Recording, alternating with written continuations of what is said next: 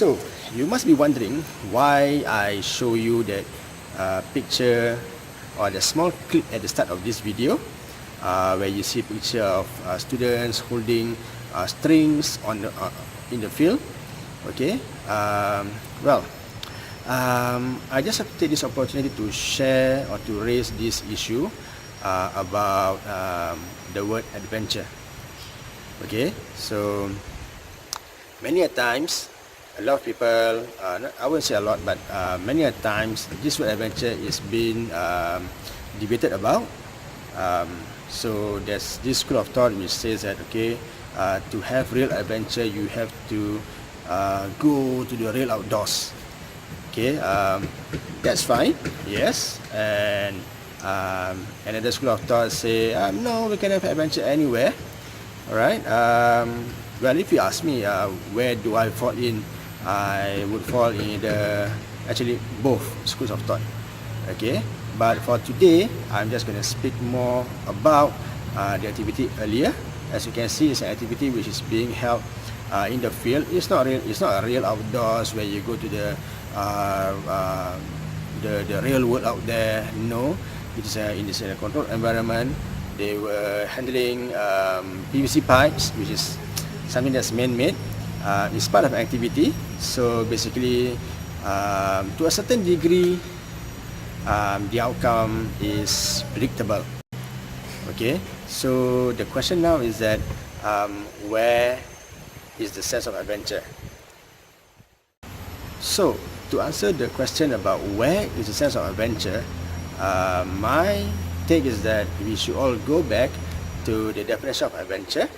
Okay, where basically is an activity where the outcome is uncertain, or in short, something which has an uncertainty in the outcome. Okay, nobody knows for sure.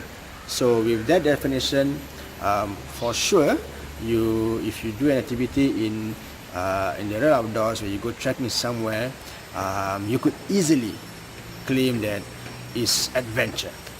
Why? Because, well, the outcome is uncertain. People can really say that. But have you ever thought that, okay, if you bring a group out for trekking, you would have an endpoint, you would have made your calculations whether the group, whether the trek is doable, whether the trek is too difficult for the group, is the weather okay? So you would have made some calculation, and in a way you would have predicted, okay, to your best ability of the outcome. Okay, yeah. So in a way, I could argue that the outcome is certain. Okay, but why is it still uncertain? Why? Because when you are in the outdoors, a lot of things can happen. So you may have had your best plan, and still something may go wrong. Okay, so you may arrive your campsite an hour later, or probably something happened and you are delayed for a few hours, or maybe overnight. So yes, so that's when the outcome is uncertain. So however, when you do an activity, probably an outdoor game, as what I did, as what I just showed you in the clip earlier,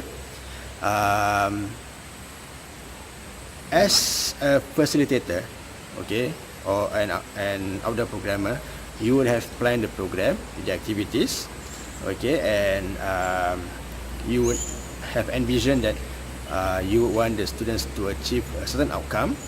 Okay, however, yes, you can't really be sure what may happen. Okay, for example, you may have planned an activity that is suitable for probably 9 to 10 year olds. Okay, and when you run the activity, then something happened and you realize that, hey, this is too difficult for them. Okay, so as much as you had predicted the outcome of the activity, because the activity turned out to be too challenging for the participants, then the outcome wasn't what you expected, right? Okay, yeah. So or the other way around. So this is one example which I'm trying to share, that although you can safely, or I correct myself, the norm is that if you are doing an outdoor game where everything is planned for by the trainer, actually if you think about it, there is still an element of uncertainty in the activity, in the outcome. Okay, so with that in mind, with that said, okay, there is still an adventure in these activities. Whether you go out there or you do an activity in the field, okay, the outcome is still uncertain.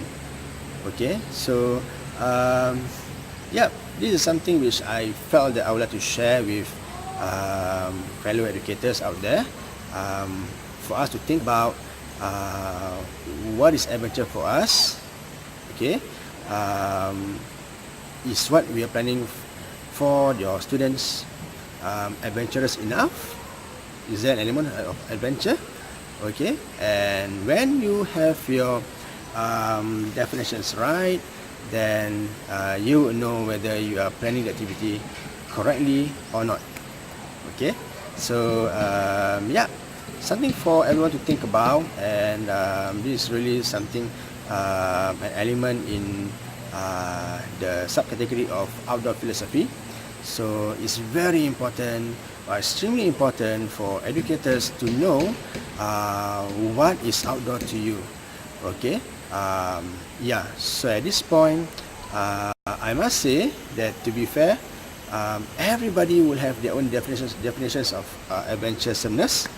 Okay, and what may be adventurous for some people is not an adventure for the other.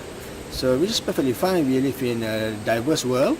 Okay, but if you are the one planning the activity or bringing your kids or students out, you need to know what is the activity all about. And if it's an adventurous activity, then you have to know what is adventure and whether the activity is adventurous enough.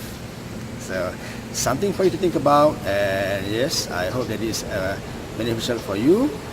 So think through it, and yeah, I hope to hear from you when you run the activities in the future.